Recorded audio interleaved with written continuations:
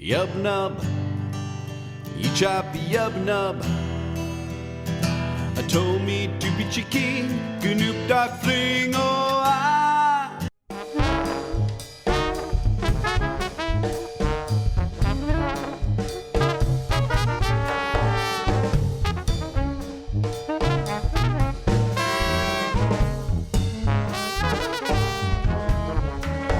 Hey, welcome to another episode of the Who Dat Jedi podcast. We are the Who Dat Jedi. My name's Aaron, and I'm with Dave and Fredo again. Hi, guys. Hi. Hello. And if we're a video podcast, which I don't think we'll ever be a video podcast because, but you would see that Dave is rocking the K-State colors and gear. It's like it's alumni day or something. I didn't wear my Husker stuff. So, Fredo, where'd you go to college? Undergrad, I did at Christian Brothers University in Memphis, Tennessee. Which, Right on. we didn't even have a football team. It was a really small school. And then grad school, I did at SUNY at Southern University at New Orleans. Right on. So, but anyway, Dave's all K-State, and like I said, I'm Nebraska, and we're friends. So, you dig the poster that I brought back from my dad's house. It's an old Big 8 poster. It's a cartoon drawing of all the Big 8 mascots like chasing after each other, and it's really cool. Back when there were actually 8 teams in the Big 8. When there was actually 8 teams in the Big 8, yeah. What now? The Big 12 is now what? Kansas and KU, or K-State and KU? Is that what we got? Iowa State, and Okie State, and a few others. We'll see what happens. Yeah, well, I just want a day when I can actually brag about Nebraska, and right now, the only thing we're can be bragging about is the amount of people that leave our football team. But anyway, okay, I digress. So tonight, this episode, we're going to complete the original trilogy special edition changes, and we're going to go through each change. And we're going to talk about love it, meh, or hate it. I'm going to make a prediction that there's going to be a lot of hate-its in this one. But who knows? There might be a surprise love it in there. You never know. We might have some controversy at one point. But so listen, we'll find out. And I do have to say, the Who Dat Jedi podcast, we're going to talk a little Who Dat here. The Saints, I was so excited because the Saints signed Brett Maher as the kicker. He was from Nebraska, and went and played for the Dallas Cowboys, and then he plays in one game, and now he's waived because he destroyed his groin as well. So it's like, if you but that was happening. No, his didn't explode, I don't believe. That was our other kicker. Gosh. Hello. Oh, Will Lutz. Will Lutz, yeah. Gone. So we keep having groin issues. So this is going to be like the defense against the dark arts position for the Saints, I think. Or a spinal tap drummer. Wear a cup if or protect your groin, kids. So anyway. That's just a general good rule for life. I think so, too.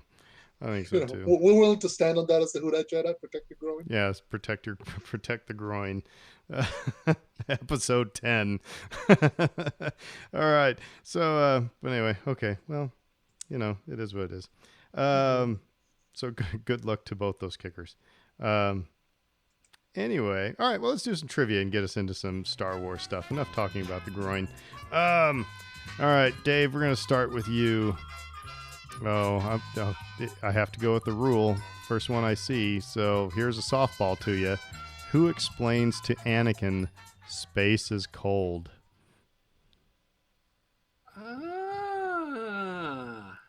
I was going to say, now I feel bad. Like I think it was Padme, right? It was Padme. Yes. Yeah. What made you pause? I knew it was on the ship when he first got off planet, but basically all the other main characters are on the ship with him at that point. So I had to actually think through and try to visualize it. That's when he starts being all manipulative. It's like he's trying to be all sad just to get the girl. So, all right. Well, Fredo again. First one I look at. Man, another softball one here. What Jedi Master does Chancellor Palpatine accuse of treason? Do you want me to give all four or just the main one? If you can name all four, I'll give you bonus okay. points. Give the correct answer first. Mace Windu. All right, now go for the other three. Okay, I know for a fact Kit Fisto and Yeah. Sassy Tin were there. I There's just two of them. can't remember the fourth one. Who was the last one? I don't know. Hold on. Let's look it up. So Kit Fisto, well, Mace Windu, Kit Fisto, Sisay Tin, and there should be one more. There's one more because there were four. It was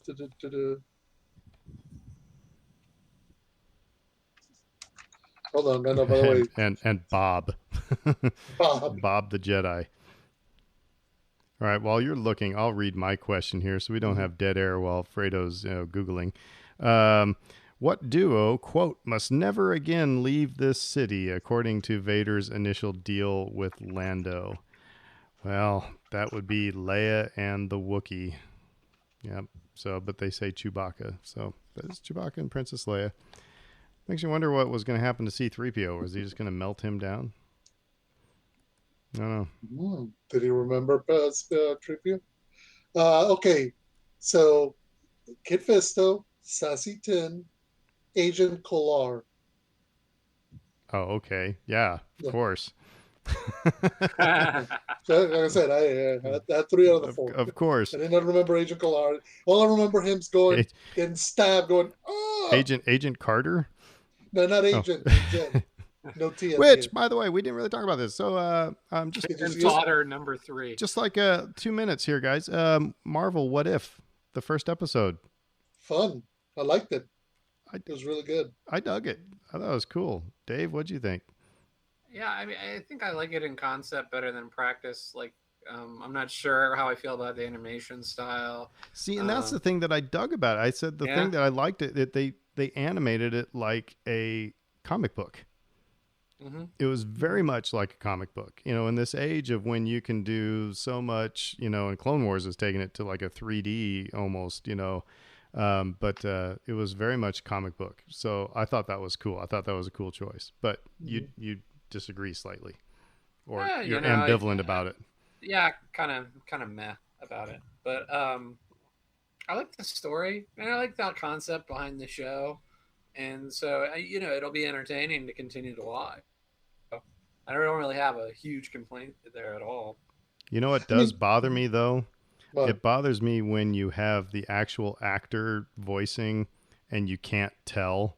It's like Bucky Barnes did not sound like Sebastian Stan. I was like, that's Bucky Barnes, really? It's like, did they just pull him in for like 2? Hey, Sebastian, come in here. Just say this. Yeah, most of the other performances were the original actors, or at least somebody who could like do a really good impression. Mm-hmm. And Bucky, you're right, was pretty terrible. Well, the thing is that is Sebastian Stan. It was Sebastian Stan. It is. It's actually him. But he nailed that one, man. They trained him or they coached him up and told him to do it this different way, and it stands out a bit. It's like, wait a minute, you sound a bit more like in a higher tone, like he's more like he's doing a caricature of Bucky Barnes. Maybe he was practicing his Luke Skywalker. That makes more sense. That makes more sense. Saying. So the new okay, go ahead, Fredo. I'm sorry. No. Go ahead. Yeah, new episode's supposed to come out tomorrow, I think, right? Wednesday. Yeah, Wednesday. Yeah, it's a fun thing. I mean, particularly now since Bad Batch was finished. Hey, what if? There you go. And I love. I mean, the What If line. There used to be a comic book series from Marvel called What If, and that was one of the fun things. They could get a bit out there, silly, sometimes scary. That's where the whole Marvel zombies kind of stemmed out of, and where they used to have like what if Deadpool killed the Marvel universe, what if this happened, what if. So a lot of this stuff that became big about 20 years ago kind of sprouted out of this idea of the what if. So I would not actually be opposed to Star Wars stealing this idea, and for example, what if Luke doesn't, what if he does just take Obi-Wan only to Mos Eisley, and then Skedoodle's home. That type of thing. I actually would not mind that. But hey, that's for another podcast, another day. And by the way, speaking about another podcast, another day, the Bad Batch. Next week we will be We'll sit down. We'll talk about nothing but Bad Batch, since that just finished up on Friday. So yeah, we'll save our punditry for next week's episode. So all right, Fredo, what's going on in Star Wars news this week? So it's interesting that you mentioned What If, because there was a nice article in the Hollywood Reporter talking about What If and casting and voice acting, and they discuss, of course, that this is whenever we get to the episode with Black Panther, will be the final performance of Black Panther by Chadwick Boseman. In the middle of all this, they start talking about the fact the transition of live action characters to animation. They discuss Star Wars, how so many Star Wars characters are making the opposite transition, going from animation to live action. They bring the example of Ahsoka, and then they drop this line. Now, here, I'm just going to quote from the Hollywood article. Now, Rosario Dawson is leading a live action Ahsoka spin-off for Disney Plus, with sources saying Lucasfilm is looking for an actress to star opposite Dawson as Mandalorian warrior Sabine Wren. So, I mean, it's not a surprise. We know Sabine's got to get cast. We know Sabine's going to be in this show. But this is kind of like the first big, okay, this is really happening. We're going to get a live action Sabine, which, a lot of the fans have been pushing for the voice actress. What's her name? Tia Sircar, she's not just a voice actress. She is she is an actress. She's been in movies. I mean, you can make the argument that like Ashley Eckstein is a great voice actress, but she hasn't been in front of a camera. She hasn't done on-screen acting. Vanessa Marshall, same thing. Vanessa Marshall is a wonderful person. That's the voice of Hera, but hasn't done a lot. But Tia has done a bunch of stuff for TV, movies, and so, I mean, I'm sorry, I'm just going to step right in it. It's like, it's different skin tone. That's what it seems to me. That maybe we don't cast her because it's Sabine's, as the animation is more light skinned, and Tia is not, and I think that's crap if that is the case. And it's just, I don't know. And I know I'm just reading way too much into it probably, but the thing I will say, but if I was to say anything to Lucasfilm, if anybody was saying, well, I don't know, maybe I should, am I like totally jumping off the bridge too much here? No, because there's a natural inclination to go, wait a minute, they clearly have an idea of what the character's supposed to look like in live action. So I'm going to pause you there for a second, because that's that's when I think you can take the argument that, Dave Filoni even said in The Mandalorian when they had the Darksaber, he's like, the cartoons, the animation stuff is like an artist's interpretation of live action. Right. So I think they could have some wiggle room and cast whoever they want to. Mm-hmm. But that's kind of my point, is that wiggle room also exists on the opposite end of, if you want to cast Tia, do so. And that's so I don't, and maybe she's already been offered the part and she turned it down, or maybe she's been offered it and she can't say anything about it or anything like that. But there should be no reason in the world why they've got the person who did the voice and who is an actress, and just, go. Sorry. I think the current climate would indicate to me that they'll probably give her every opportunity. Because again, you're going to get so much blowback for the reasons that you just listed, Aaron. And so they're going to want to avoid that if they can. So I think they will give her an opportunity to read for it. She may not get it because she didn't have a good day reading, or, she may not have no chemistry with Rosaria or somebody else who's been cast in this show. And so it's just there's a lot of reasons why they wouldn't go that direction. Right. And I know, And I know I'm the cart before the horse and 5 miles down the road and jumping off the third bridge. I'm just way ahead of things and assuming a lot. To be fair, look, because the point that you're making comes also into effect when we discuss the casting of Thrawn, which the fan base is adamant that they want Lars Mikkelsen because he voiced the character in Rebels. Now, obviously, Lars Mikkelsen is a white dude. He's not blue. There are no blue skinned people. What? So, what? Yeah, I know. They're just blue. They're just people who wear blue depending on which college they go to.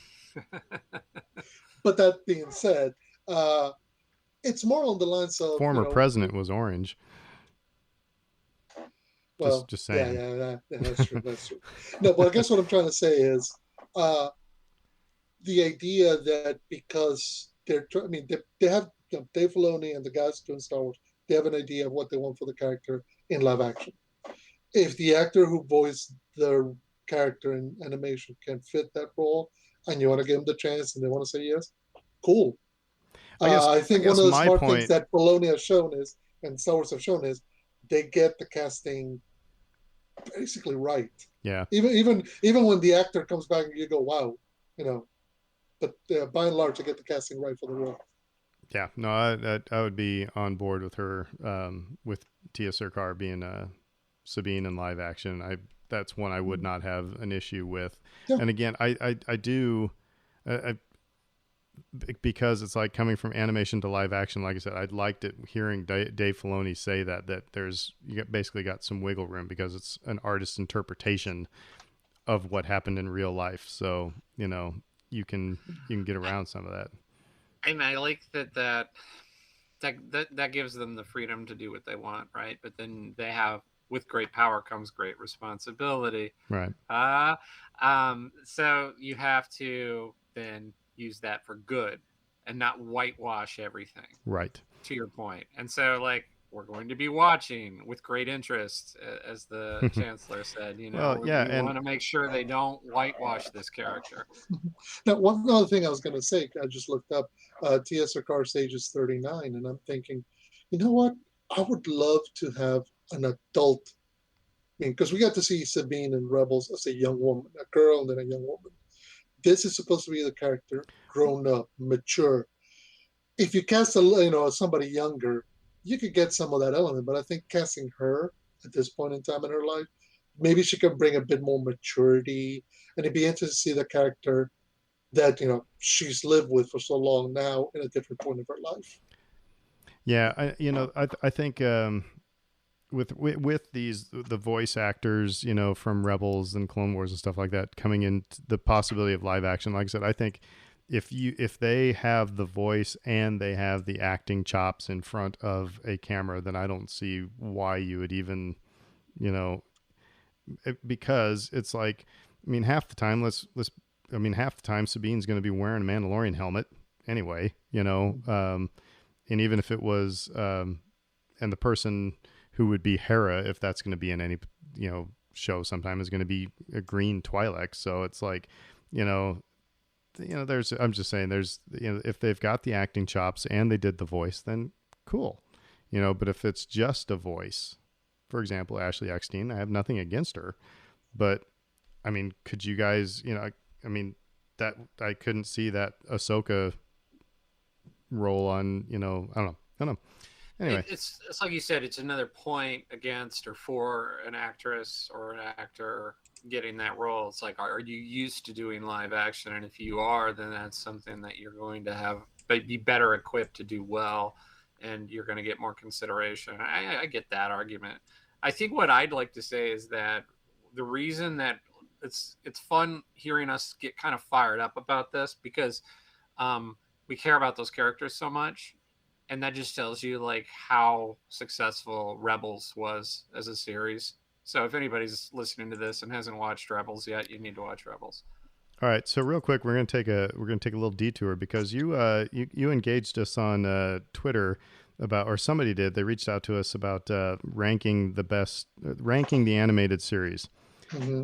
And I haven't given mine yet because, sometime this is going to have to be another. We're going to have to make a whole other episode about this, Yeah. because did you guys, when you made your rankings, did you rank them as the best? And this is all rhetorical right now. You don't have to get into this, but did you rank these? Yes, these are the best based on this criteria, or did you rank these are my favorite? Because I have a feeling that when a lot of people, I'm not saying you two, but when a lot of people come up with their rankings, it tends to be these are my favorite. And so Yeah. I guess I would want to know, what criteria are we using to, I Well, it's may interesting, not have but- enjoyed Resistance, but maybe from an animation, standpoint, it was better than something else. I don't know. So It was interesting because the question asked rank them according to season one. So it was only the first season that you were considering. You're not considering the whole show. Rank them according to which one you thought was best. So the criteria for me was a combination of how well it told the story for that one season, the animation style, how well it looked, and then just how did the characters come together. So I think that's where my rankings kind of came in on, because there's some stuff in like, because if you could take, say, something like Clone Wars, 7 seasons, and you can put that right at the very top, but you go back and watch that season one, you're like, ooh. there's some growth here that's gonna be happening. there was some episodes of Clone Wars that was going to Sunday school. You're just doing there because mom told you to go. It was tough. I mean, there's some, but anyway. You know what I like about the Clone Wars season 1 though is you could make the argument for that season because the highs are very high. Again, the lows are low, but the highs are very high too. So somebody could say, "Whoa, I'm going to stump for Clone Wars here," and I'd love to hear that argument. So, yeah, sorry I took us down a winding path there for a second, but I think this has to be another episode sometime. Well, yeah, we'll have to develop criteria, and we'll see if your guys' list change, because I didn't want to get into the ranking thing. But all right, sorry, more news. Yeah, more news. So more news. There was an interview over on Wired with Taika Waititi. They were discussing all his projects, kind of stuff he's got on the plate. So he just says he just finished doing Thor: Love and Thunder. He's supposed to be working on a sequel to What We Do in the Shadows, the movie, not the TV show. He's doing an animated remake of Flash Gordon, which I had no idea about that. That is awesome. I want that in my life. He's doing 2 animated series for Netflix based on Roald Dahl stories. He's doing a live-action adaptation of Akira, the seminal anime classic, which anime will come into the show in just a few minutes. But they ask him, of course, about his Star Wars film. So he goes, quote, "It's still in the exterior space stage." He laughs. "But we've got a story. I'm really excited by it because it feels very me." So the interview asked him, "Has it been a challenge to marry your tone, which is irreverent, with the operatically sincere Star Wars universe?" He says, I quote, "I tend to go down that little sincerity alleyway in my films. I like to fool the viewer into thinking, it's this, and then them going, damn it, you made me feel something," end quote. So big takeaway, they got a story, they're working on it. He is trying to give you that Taika Waititi-ness of his other stuff in Star Wars, and he thinks he's got it down. Don't crack the code on how to do that. Now, here's my deal: is that I have no problem with irreverence, in tone story. I mean, you made about the operatic style and stuff like that. I mean, there are irreverent operas. There are, what I don't really think I'm ready for is a straight up comedy? Yuck. No, because for example, like Force Awakens has a lot of really good irreverence. Yeah. Particularly the banter between Han and Finn. There's a lot of irreverence, and Finn and BB-8. There's irreverence. Well, it's the Irvin Kershner line of I needed humor without gags. Exactly. So I think, so there's already humor. I mean, and whether it's that or whether it's Han and Chewie, and whether it's Empire Jedi. So we already have established some of those ideas in Star Wars. So if you hew towards that end, I think most people will be fine. I guess, you can't have the Marx Brothers and not at the opera in Star Wars. that's where you go a bit too far, probably. Aaron, have you seen Jojo Rabbit or Hunt for the Wilder People? No, Okay. is Both that of those homework? films. Well, yeah. If you want to get a better sense for his uh, his sensibilities, because again, I know that Thor Ragnarok didn't resonate with you, um, and again, it's pretty irreverent. So I get that, but Jojo Rabbit is a very emotional flick. Hunt for the Wilder People is as well. Um, so yeah, I mean, I'd check either of those out just to get a better sense of like, oh, okay, he's kind of his whole again. He said it himself, um, which is a little pretentious, but I think he's right. He tries to hit you over the head with irreverence and make you think that it's just silly and fun games, and then oh wait, we're actually learning something here, and oh gosh, I'm feeling something here, and yeah, it can be a little subtle at times. Something like What We Do in the Shadows is an excellent show of that. It's because the whole I theme of totally. it. Sorry, I totally thought you were going to say it's like what we do on the podcast. No, well, maybe I don't know. I mean, I'm not trying to drink blood or stake vampires, but no, that's it's his movie's very reverent. The TV show that it's based on is hilariously amazing.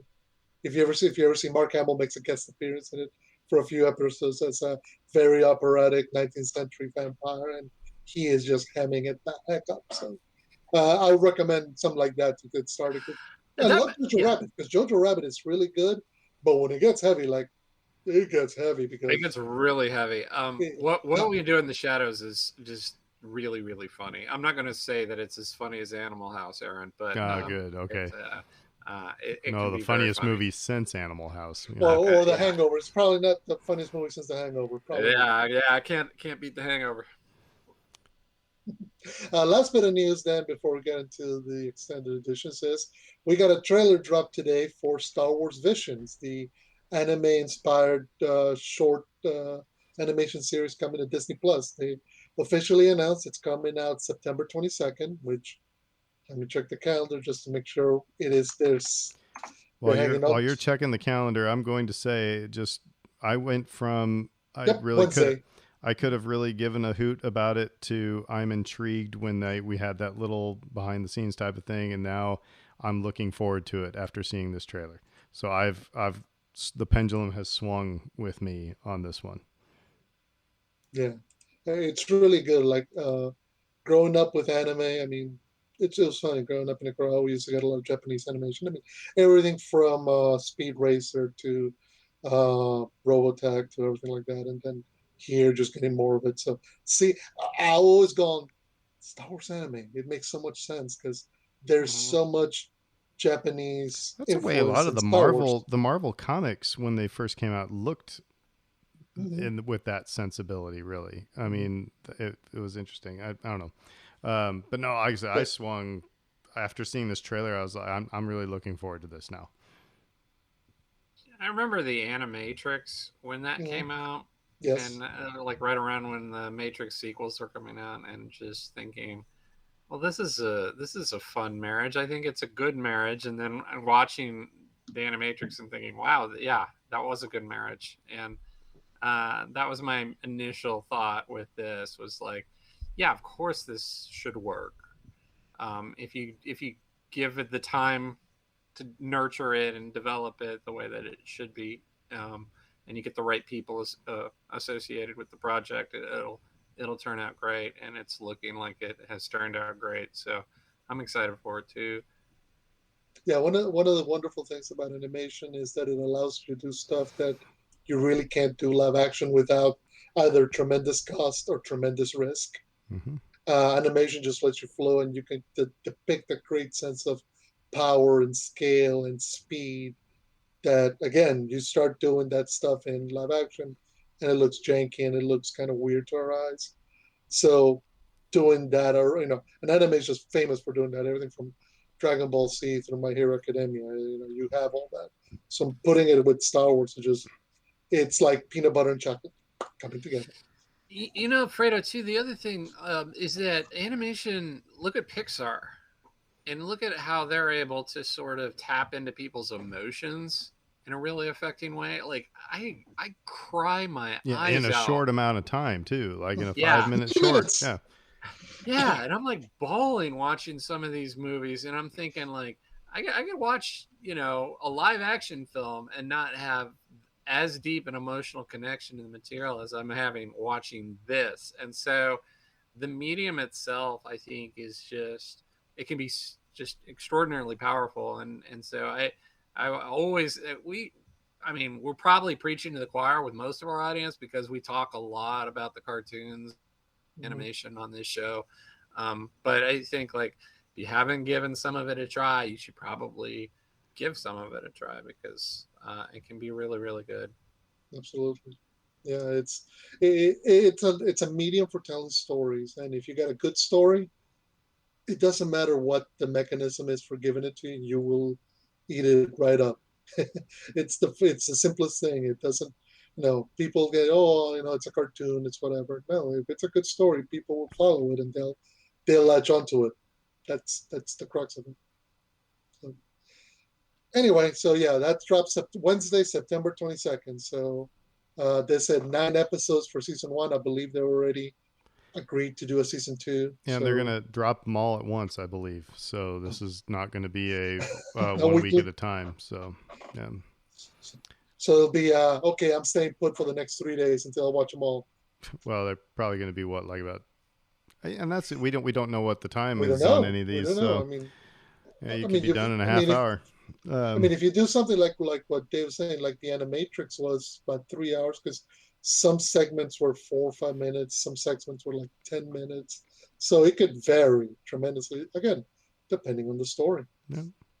I think that movie was about an hour and a half, wasn't it? I think so, because they put it out to theaters. And then, like, the comparison, I think I'll circle back to Pixar again. Like, they put out these DVDs where it's just like a collection of their animated shorts. And we would buy those for our kids, and they would just sit there and just watch and just be like invested. Like, they couldn't handle a full length Pixar movie because it was just like too much sensory overload, too emotional, whatever. But the shorts, they just sit there and watch and just love it. So I really like that they're releasing them all together like this. I think it'll be effective. Yeah. All right. Well, thank you, Fredo, for the news.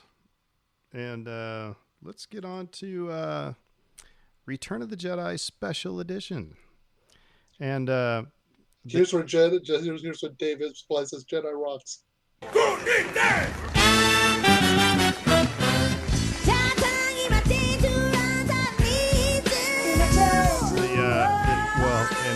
Okay, so that's the first one right out of the gate. We're on Wikipedia when we're talking about the special edition, and so we're just going through the changes they say is on here, and we're gonna say love it, meh, or hate it.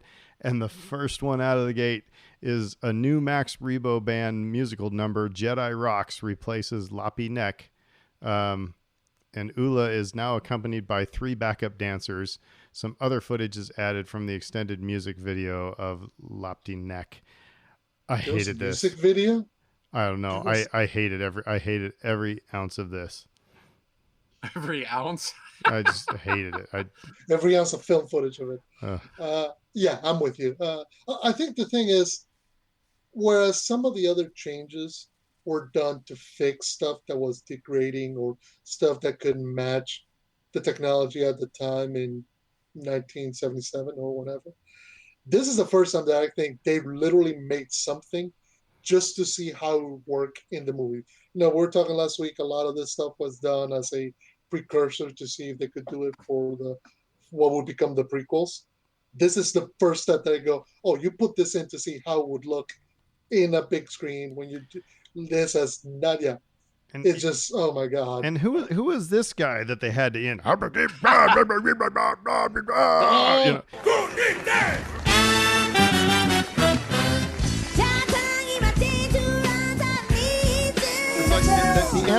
animation for it was just awful. I mean, and Cy Snoodles, the mouth, like, I know they were really with the lips. I mean, yeah, they were really upset that it didn't have a lot of articulation. The puppet didn't, back in 82 or whatever it was.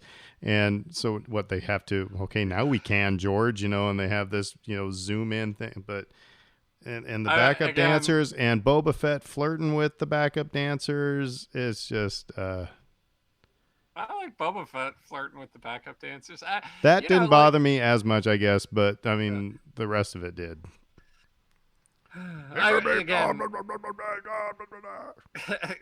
Again, I kind of wish we were a video podcast right now because Aaron has the action figure like up against the camera right now. It's singing.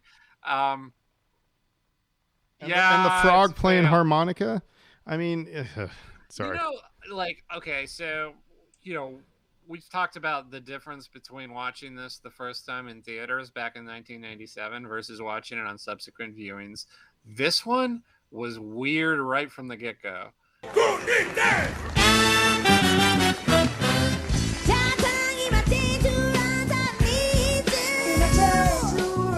Like, it looked like Men in Black or something. The animation, like, the aliens were all wrong. They didn't look Star Wars-y. Well, they looked like they were from a different universe, from Men in Black or something. Yeah, you're right.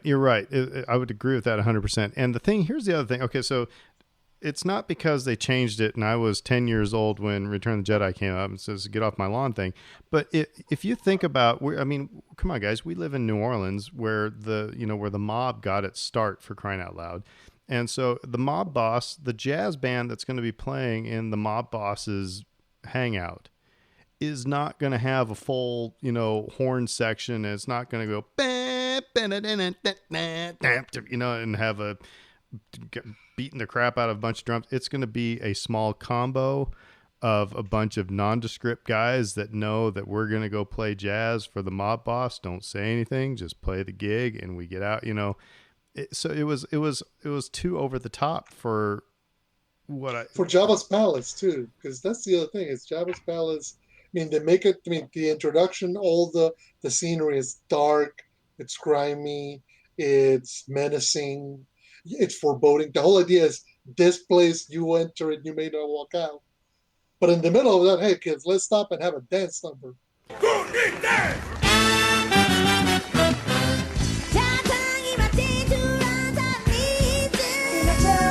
By the way, your action figure is of Joe Yausa. Yeah.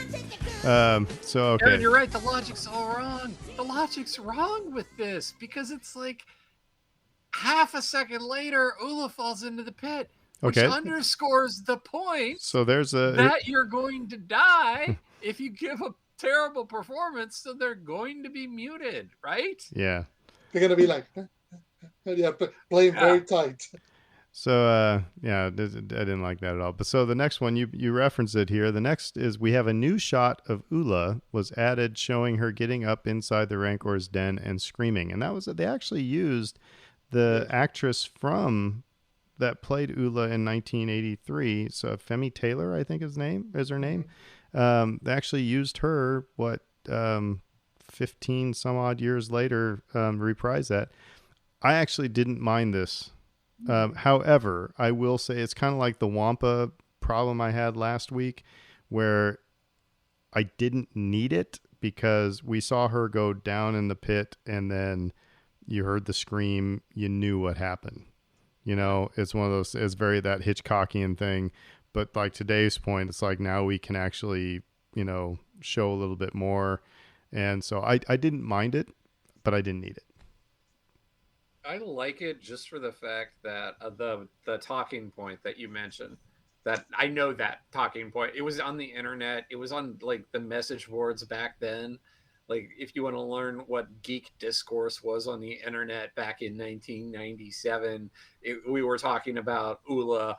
The same actress came back and played her again, it's like this fun little factoid. It's kind of a neat story that they got her to come back and she did it. And so I like it, I guess, because I know the inside baseball side of it. So that's why I like it.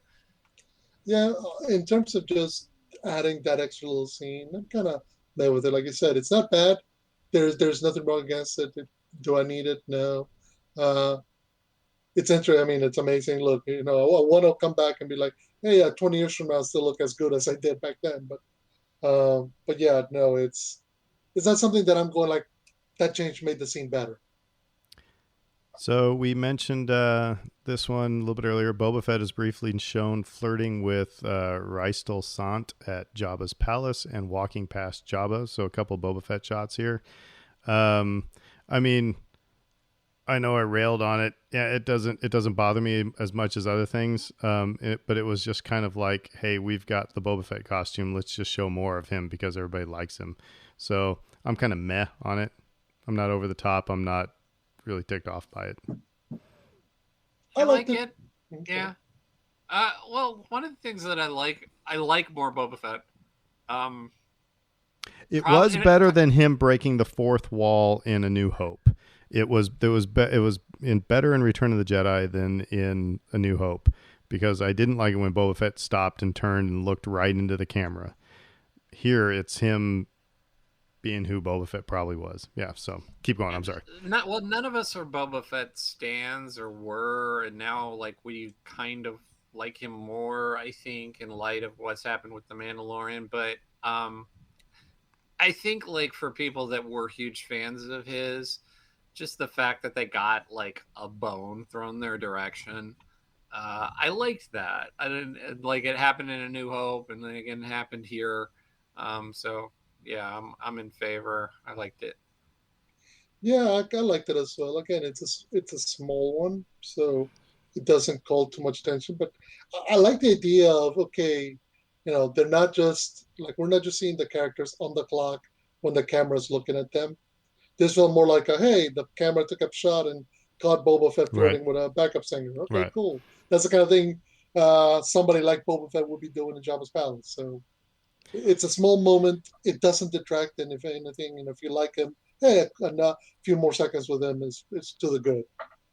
All right. So how about subtitles to Jabba the Hutt have been added to the dialogue between Bausch and the latter when discussing the bounty for capturing Chewbacca, although C-3PO still interprets the conversation.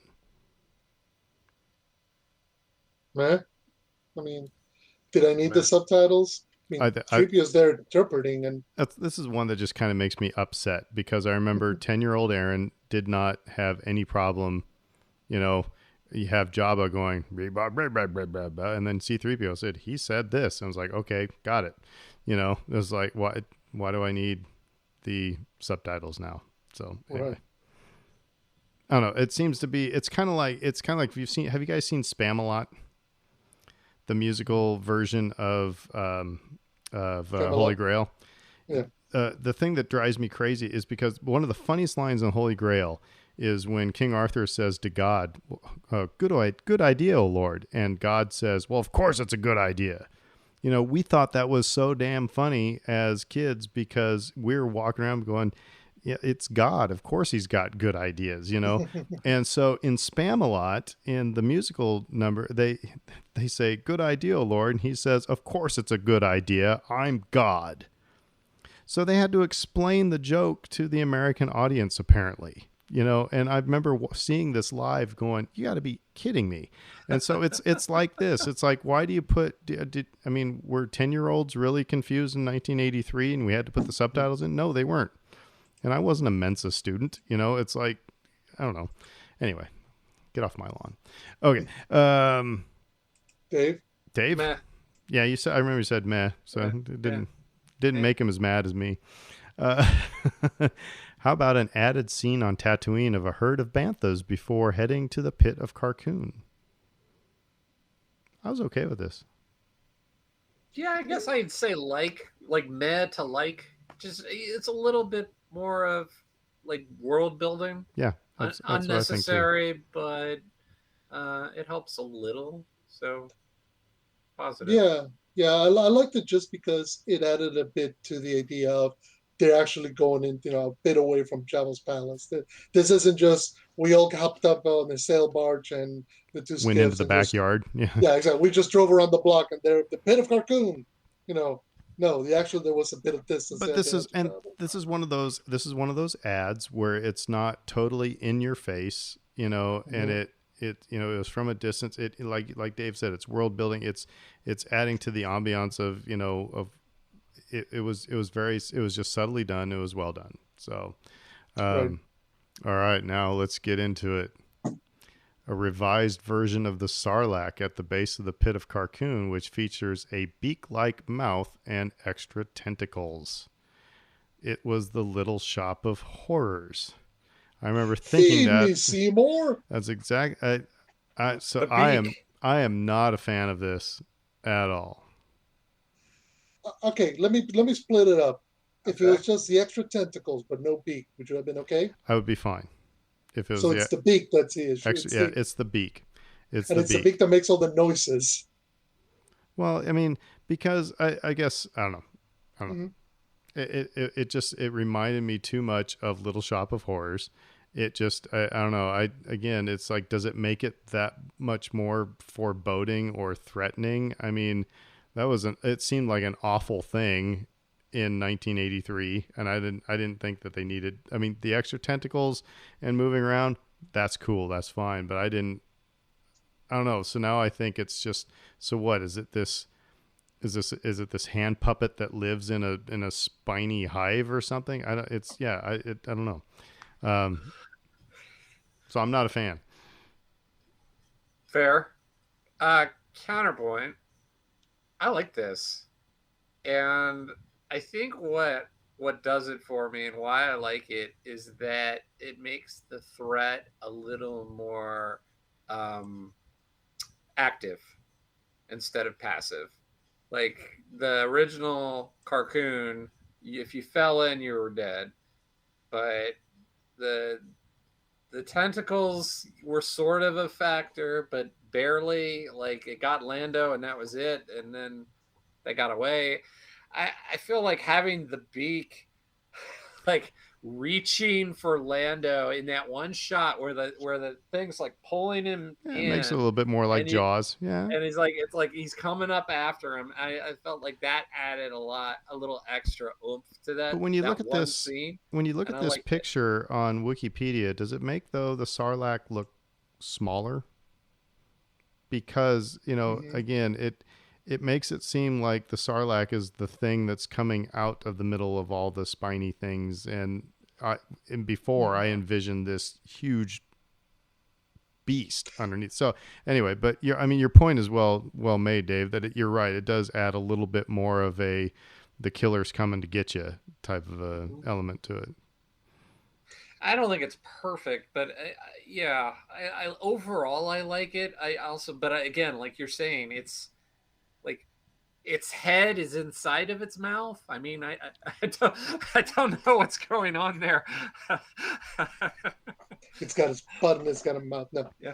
I guess I'll split the. Well, we'll hit for the cycle. I'm going to go with meh for now, because in 1997, watching this, I did not like it, and I think what I've come to realize is I like the idea of making the Sarlacc more immediately a threat. I think 1983, we just got a big hole in the ground that had some tentacles and burped.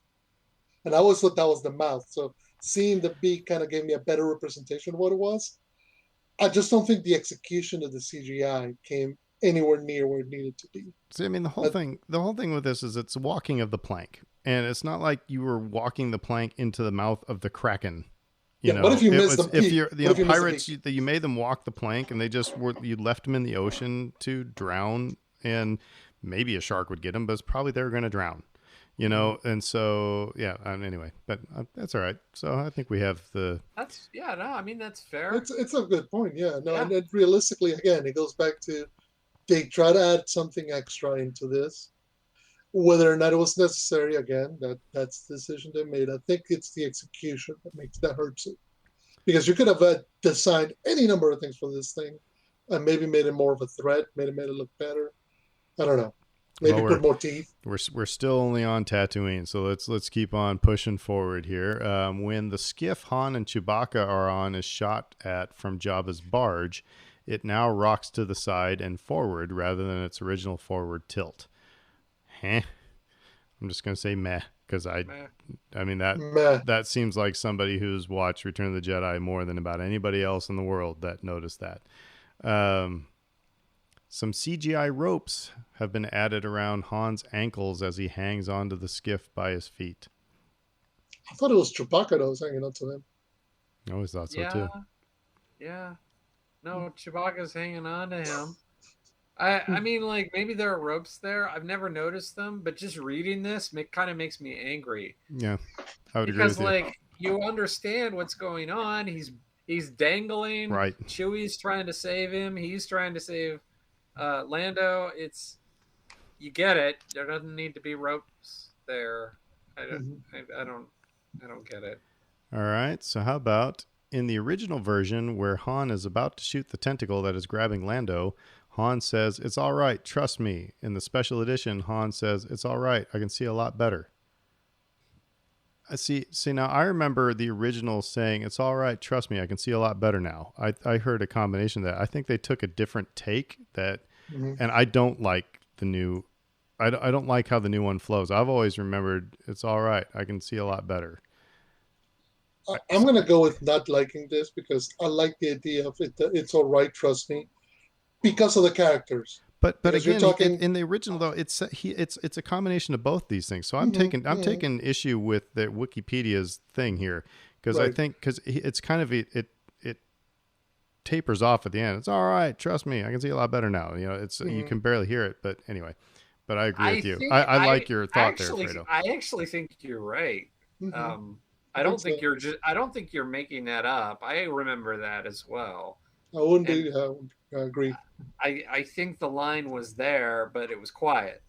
Like you said, you can barely hear it, and so it's like I can see a lot better. And so I think they've emphasized that line at the expense of the other line. Ultimately, I don't really care too much. Some of the dialogue changes really bother me. This one doesn't bother me so much, so I'm mad, I guess. I'm going with it bothers me, but just a little bit because this is the first time Han and Lando are connected with one another for real since Bespin. And the fact is, this is the first time, what's Han's instinct is to save his friend. So when he says, "It's all right, trust me," Well, and he's after his asking friend Lando, hosed him over, yeah. exactly. The last thing I remember you doing, that I remembered you doing was you turning me over to the Empire to get tortured and frozen. But it's okay. I'm going to forgive you. Here you go. Let me help you. So I always like the idea of that, particularly for these two characters, because the part of their journey in Return of the Jedi is all about, finding that friendship again after everything that happened in Empire. Now I want to watch Solo again. So the shot of Luke covering his damaged cybernetic hand with a glove was reshot in order to stay congruent with the reshot scenes in Empire Strikes Back. The damage in the original scene featured only blinking lights, whereas the new scene showcases shifting parts within the exposed artificial skin. I thought that's the way it always was from 1980. Maybe I've just seen the special edition too many times. Same here. So I'm going to go meh on this one. Yeah. I'm going to need to go fire up the VCR and watch, the original. You know what's wild to me is like a change like that, right? We got to fix this thing because it's wrong or it's broken, and people have pointed it out so we got to fix it. And whereas so many of us are like, wait, that was that was a problem. I never noticed that. I don't see how that was a problem. Of course, once you see it, then it's burned into your brain, like the stormtrooper hitting his head, coming into the control center. It's like Ben Kenobi's lightsaber. Yeah, it's like I don't know how I didn't see that for years and years and years, but then once you do see it, you can't see anything else. In the original version, a flight of 4 TIE fighters appear from behind the camera flying towards the Death Star and disappear a second before the scene changes to the Emperor's arrival. This is corrected, and the fighters continue heading toward the Death Star. I'm going to say I've never noticed this, but this is one of those things I'm probably glad that they did fix it because, I mean, it's like, yeah, that seems to be a fix that's worth doing. Yeah, particularly when you're talking about switching over from the analog style of a lot of the home videos to digital. I mean, you had to probably fix it at that point, otherwise everyone would be noticing the disappearing TIE fighters in Return of the Jedi. Now that we're into Blu-ray and digital streaming, so it probably would have stood out more. Yeah, probably the right choice, but again, nothing that I'd ever noticed. So, Now this next one's a deep cut. mm-hmm. In the original, I'm gonna have to go watch this because I had never picked up on this, and I feel like I should give back Musical degree. my music degree. In the original version, as the Ewoks commence their counterattack, two Ewoks play each of the first two melody lines of Aaron Copland's "Fanfare for the Common Man" on their horns. In subsequent releases, what the second Ewok is playing is replaced by the melody line of "Fanfare a Whole Step Down" from the other, as heard later at the movie right before Luke makes a funeral pyre for his father's armor. It is not known whether this change was meant to avoid copyright issues, and Copeland died before the 1997 special edition was made. Does the pa pa pa pa? Yeah, That's yeah. it. Ba, ba, ba, Okay. ba, ba, ba, ba, ba. You Yeah, know, but that ain't fanfare for the common man. that's what they're Fanfare for the referring common to, man I is think. bum bum bum. I mean, so I don't know, and that's Well, this I is the think Ewok Orchestra. Come on now.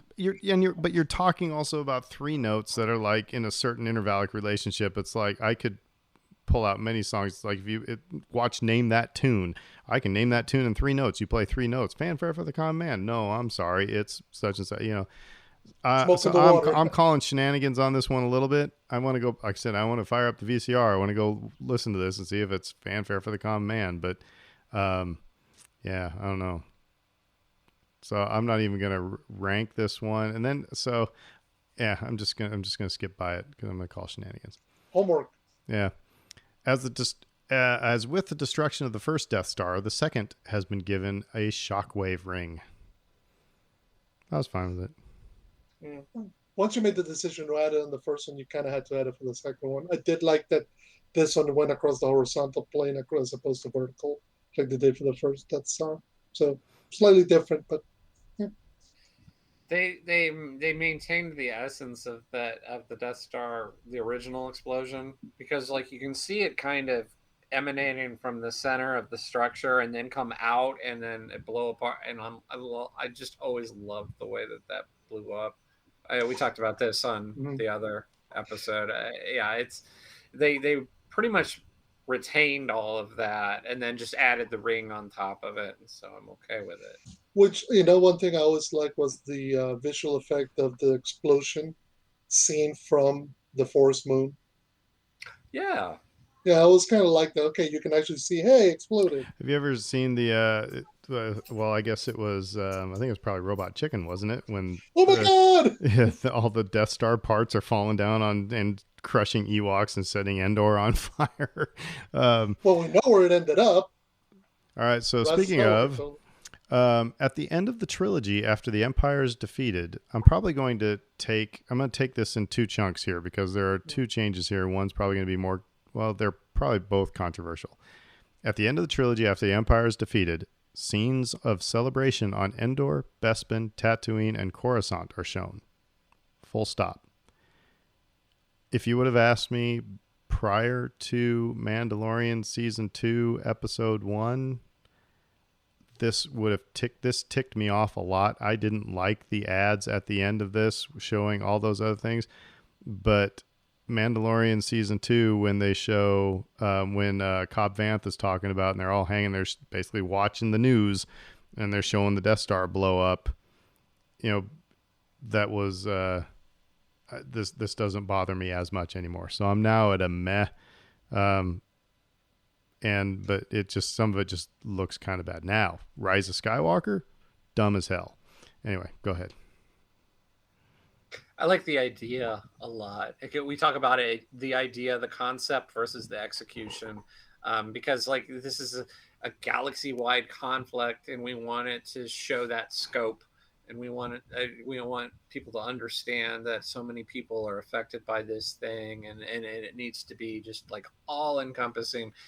Get all that. It's kind of weird to show Coruscant here. And again, a lot of us at the time were like, we finally get to see Coruscant. Because we'd never seen it on camera before. So that was like this nice Easter egg for people. But then it was like, but how many people were watching this going, what the hell's that place? Maybe a lot, yeah. But it underscores the problem, which is that we did not see Coruscant before now. No. It's like that is a weakness of the original trilogy. It's like, well, we never saw the homeworld. And I guess Lucas felt he couldn't because of budget and things like this. But now in the context of having episode 1, 2, and 3, by the time you get to 6, it doesn't stick out as much. Yeah, now it works a lot better. I mean, it really does. Yeah. But like in '97, on first watch, it was like, well, that's cool, but we'd never seen this place before. But again, how much that was R&D, Yeah. I guess I'll say for this one, I liked it. I mean, I liked the idea. Again, like I was saying, galactic conflict, show that people were actually happy to see the Empire go away. So that's good. I wish it would have actually been a bigger kind of moment. And I kind of get why they didn't make it a bigger moment. But if you're going to show, okay, this is the reaction of the galaxy to the fall of the Empire, don't just give me a little snippet at a distance of Mos Eisley and a little bit of distance of Bespin. And hey, there's a tiny little moment of Coruscant where you can kind of sort of see the statue of Palpatine getting toppled. Like, actually get in there and show me people celebrating, people throwing, down the statues and overrunning the Imperial outposts, and actually show me that people just, took the opportunity to throw off the Empire. I think they could have gotten because it's only, 10 seconds, 20 seconds? Like, actually give me a couple of minutes and let me see people joining the rebellion at that moment. It would have been interesting to see it like that. All right, so controversy now. The Ewok celebration song, often referred to as Yub Nub, during the sequence has been replaced with an entirely new John Williams composition, Victory Celebration. I actually approve of this one. I like the Yub Nub song.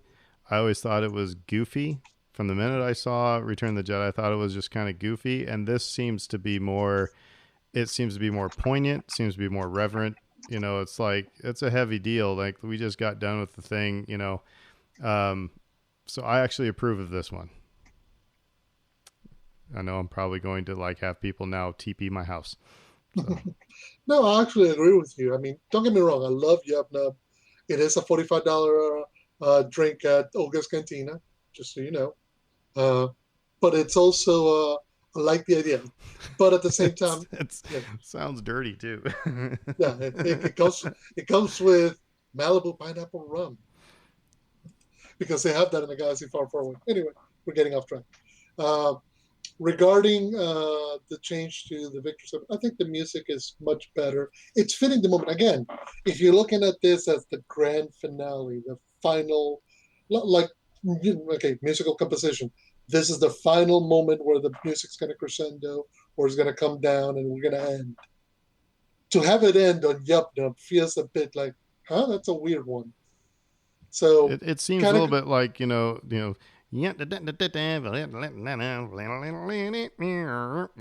just seemed kind of goofy. Whereas I think this one fits the moment a bit better, and that's why I also do wish we had gotten a longer moment around the galaxy, seeing people kind of thrown off the shackles, because it would have given John Williams a chance to flex those muscles and just give us one final grand operatic moment. So but Dave, I know that ultimately it's not there, because it's got to be a bit more pensive and more about the characters that we know and love. Dave, what'd you think? I'm really, really torn, and I think the fact that I'm so torn on this makes me think they should have found a way to incorporate both, maybe. I just miss Yub Nub a lot because it's such a great song, and we all loved it at the time. Um, I like the new song. I think it's more appropriate, but was there been a way to do both in some way? You know, talk about in Clerks 2 when they're joking about how Lord of the Rings has like 47 endings. You Yeah. know, like you could have done that in episode 6 because like they've earned it at that point. And so like it does still kind of feel a little abbreviated. Um, and maybe they could have gotten both. Maybe. Now I I won't don't play. know. I won't play the whole thing. But what if they would have replaced it with this? Yub nub, you choppy yub nub. Told me to be cheeky, gnoop dog fling, oh ah, yawa, you choppy yawa. I guess that's God telling us we're done watching that. But that was just one of the best versions of that song. So maybe we'll put a link in the show notes or something. But Yeah, give a shout out too. What's the name of the artist there? I just closed the tab. So Wow. we'll add them on Twitter. We're kind of at time, so the rest of this stuff is kind of you got a few shots of Ewoks celebrating at bonfires with different musical instruments. The end celebration, a brief shot of Luke hugging Wedge Antilles.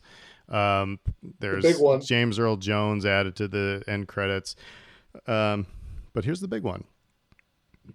Force Ghost scene has been edited. In the original version, it was a medium shot of the ghosts of Anakin Skywalker, Obi-Wan Kenobi, and Yoda. Cut to a shot of Luke rejoining his friends, and then another long shot of Anakin, Obi-Wan, and Yoda. In the special edition, the medium shot is split in two by the shot of Luke rejoining his friends. After the medium shot, there's another cut to Luke, and then a cut to the long shot of Ghost. But they didn't mention this is when. This isn't when That's they. after. Oh, That's after. that's with the that's blinking the Ewoks. Okay, No, that should, when that's they add Blu-ray. hi, I'm Aiden Christensen. Yeah, that's Gets Blu-ray. added for the DVDs, Yeah. Okay. Yeah. the Blu-rays and DVDs when they come out in All right. 2004.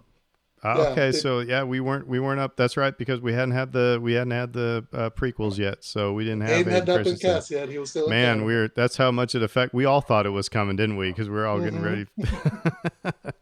But so this one is not as jarring as the one that is to come with the Force Ghosts. Not at all. Real quick though, I'm Hayden Christensen. let's talk about that though. Okay, so what do you guys think about adding Hayden Christensen as the Force Ghost instead of Sebastian Sebastian Shaw. Shaw, other Sebastian? I didn't like that concept because we saw Darth Vader with the helmet off, and that's the dude that Luke knew as his father. So it's the way I've said it before. It's like, if my dad was to come haunt me tonight, I have a feeling it wouldn't be my dad from 1963. It would be my dad that I recognized. I mean, I don't know. It sounds kind of stupid. Luke never saw Hayden Christensen, Anakin Skywalker. He saw old dude behind the helmet, so that's who he's going to see. I don't know. That's why we don't see. Why didn't they put Ewan McGregor instead of Alec Guinness? Yeah, because I mean, ideally, it's the characters with whom he's had the closest bond through the story, that Jedi, are Ben Kenobi, not Obi-Wan, Yoda, and at the end his father, who's the old dude he sees when the Jedi sullies this beautiful black visage. For Clerks. No, it's Chasing Amy. That's Jason Amy. Yeah. Thank you. I appreciate that. That's not correct. So I don't necessarily know that I needed them to put Hayden. There are canonical ways to explain.